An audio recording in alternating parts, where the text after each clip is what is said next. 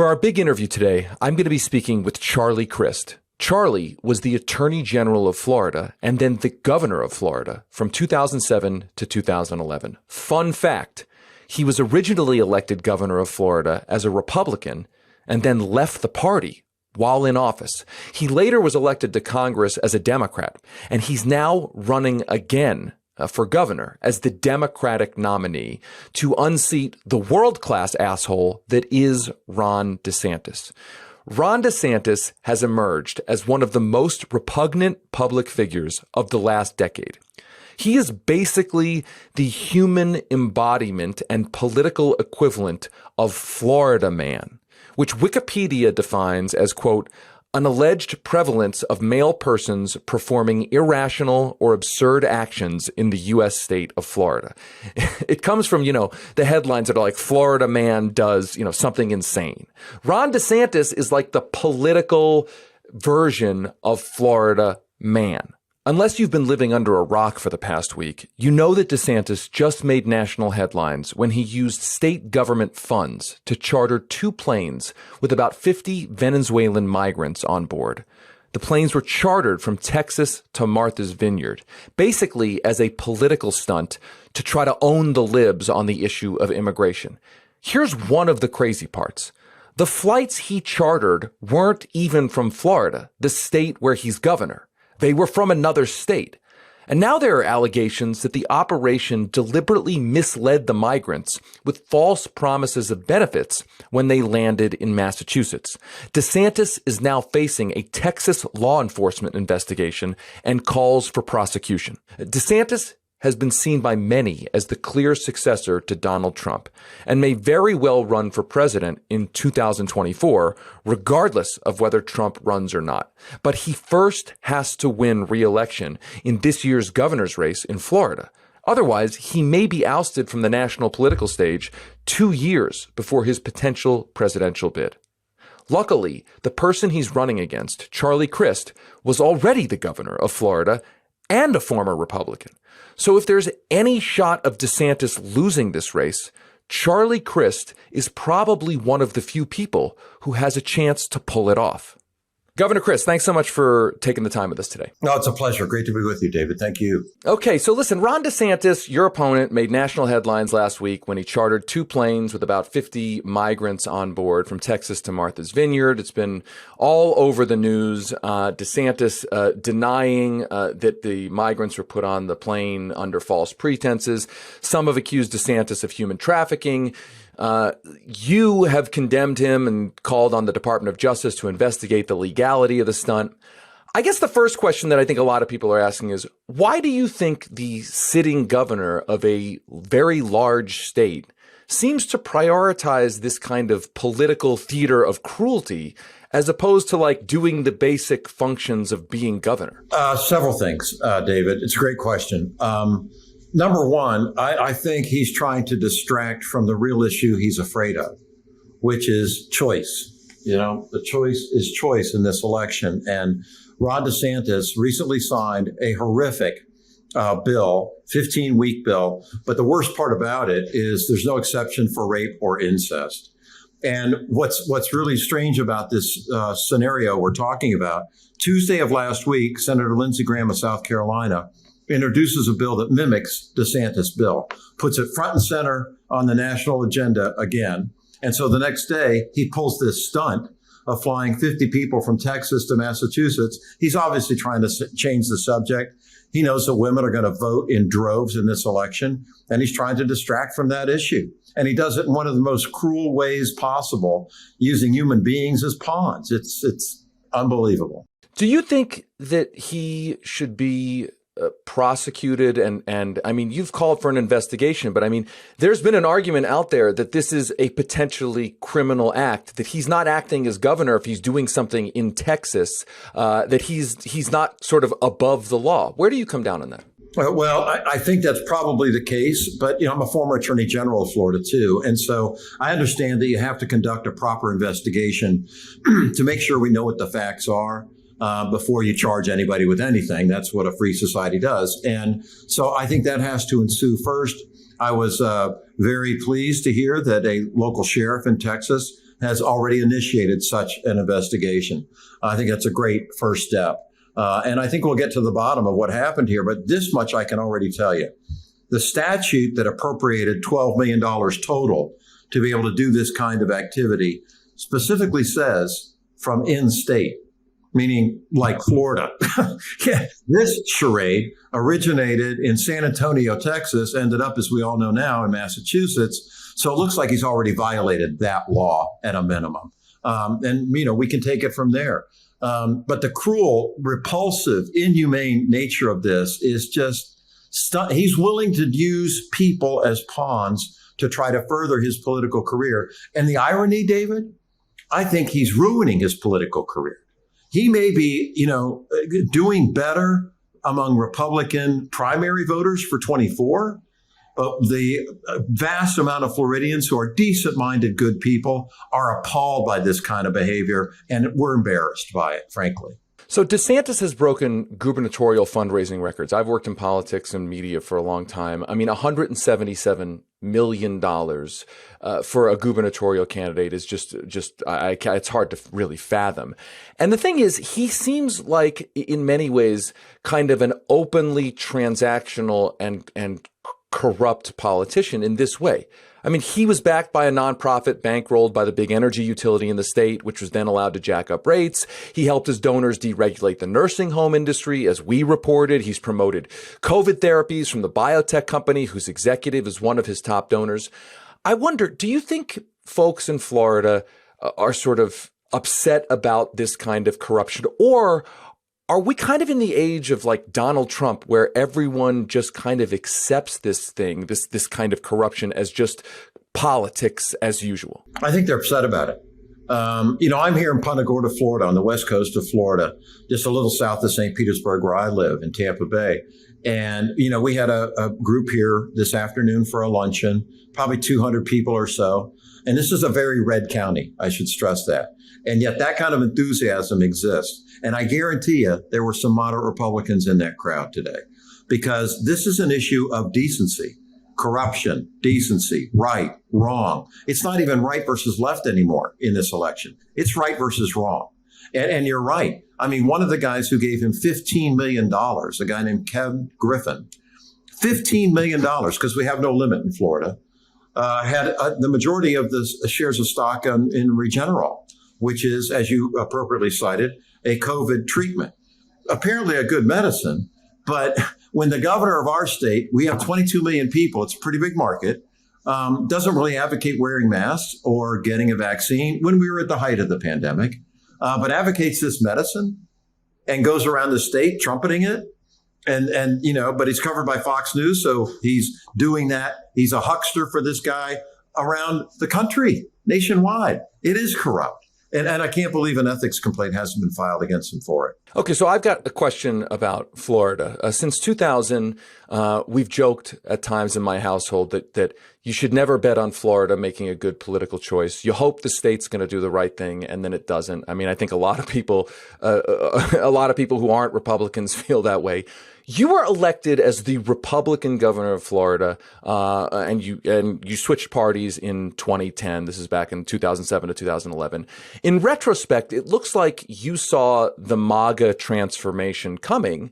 But then again, it's not like the Republican Party was super normal and moderate back in the good old days of the George Bush administration.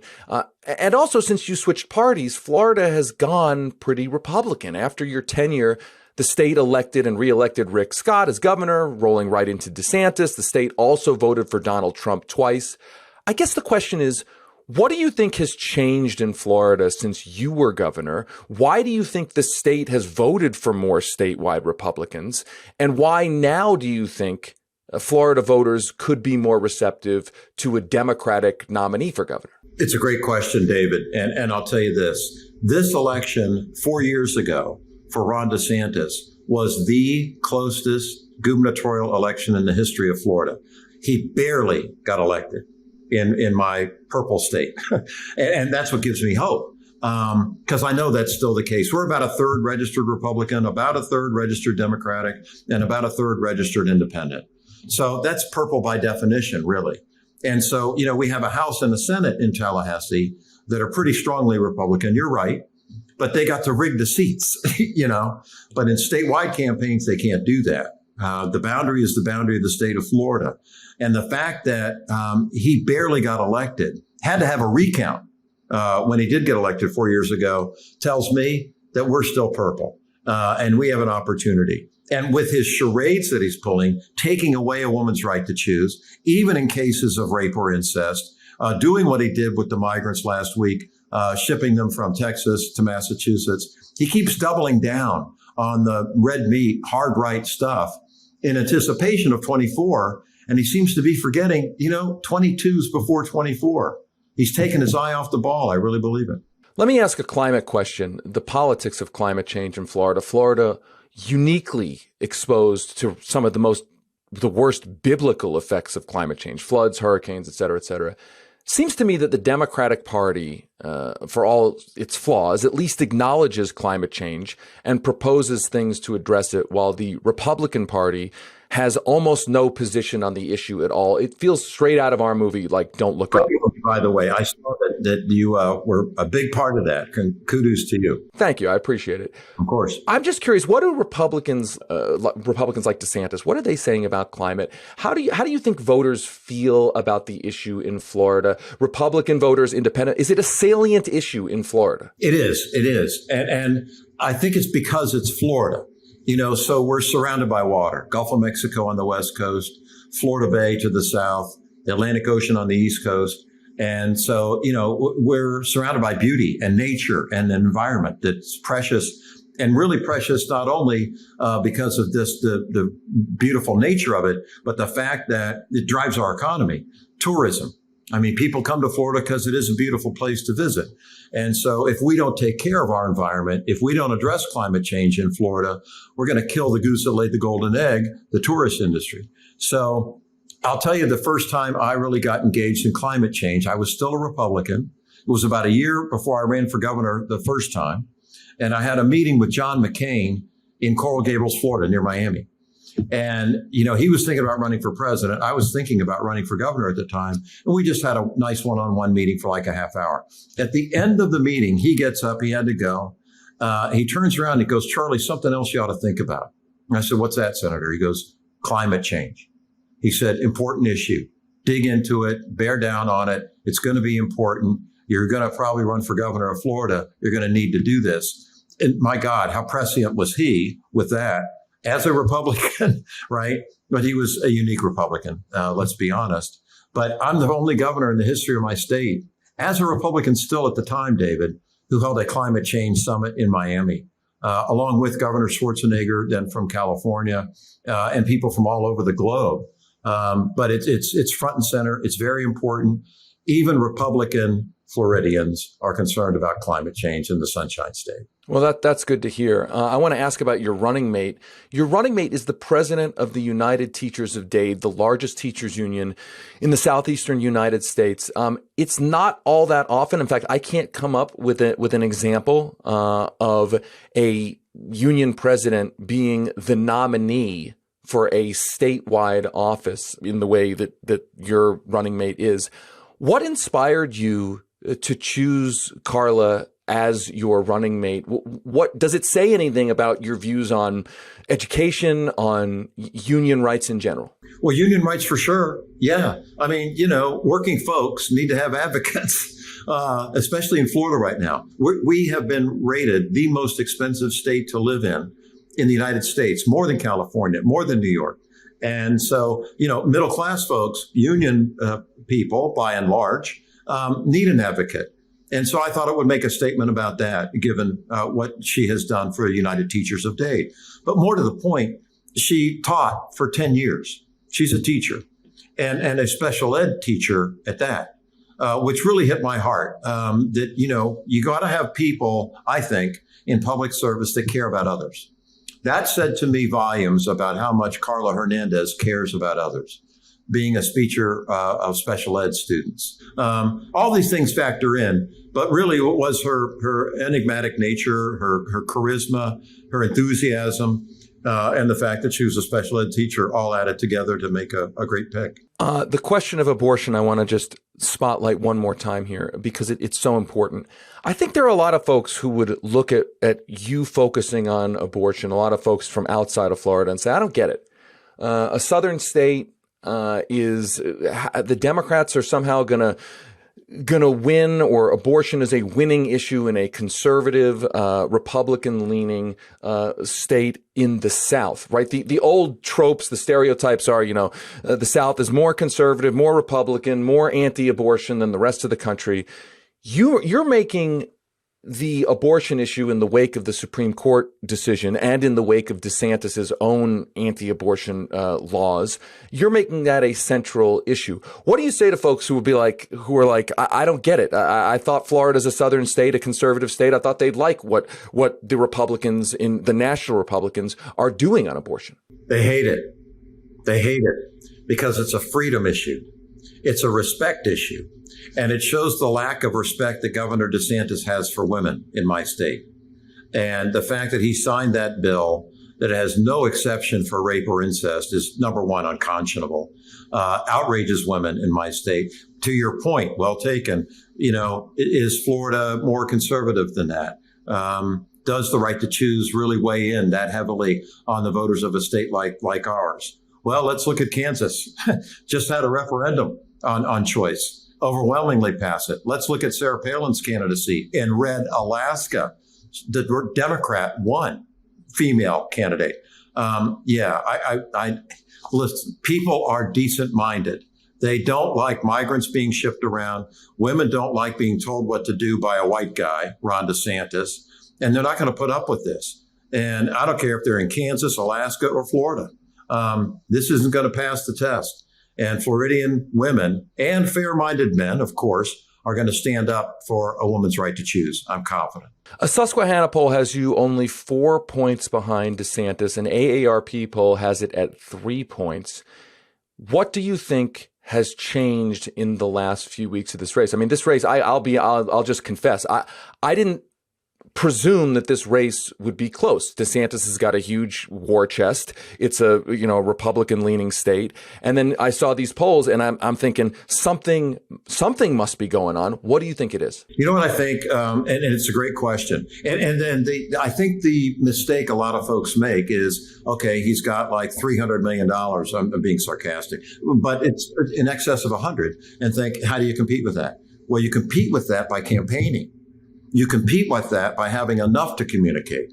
You compete with that by going on a podcast like yours. God bless you. And so what I think has happened, once the primary was over, David, it was then one-on-one.